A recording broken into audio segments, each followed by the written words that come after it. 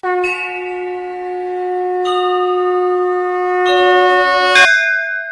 प्राचीन काल की ग्वालिन अपने गर्भवती अवस्था में थी जब उसका प्रसव समय निकट था।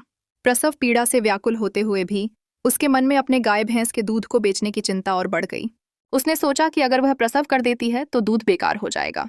इस बेचैनी में उसने जल्दी से उठकर दूध और दही की मटकी सिर पर रखी और बाजार की ओर चल दी।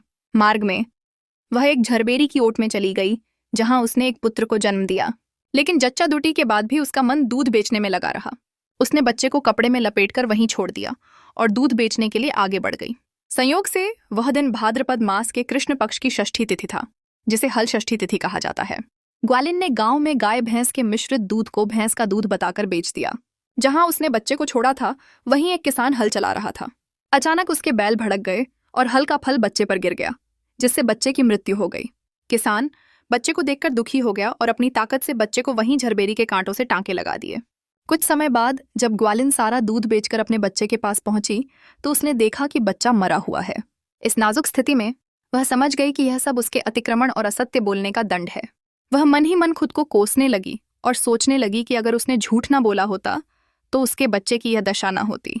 उसने तुरंत गांव वालों को सारी सच्चाई बताने और प्रायश्चित करने का निर्णय लिया। वह गांव की महिलाओं के पास गई और अपनी गलती मानी, माफी मांगी और दंड के लिए तैयार हुई। गांव की महिलाओं ने ग्वालिन पर रहम किया, उसे क्षमा कर दिया और आशीर्वाद दिया। जब ग्वालिन अपने बच्चे के पास लौटी तो उसने देखा कि उसका बच्चा जीवित हो गया है। उसने ईश्वर का धन्यवाद किया और जीवन में फिर कभी झूठ नहीं बोलने का प्रण लिया।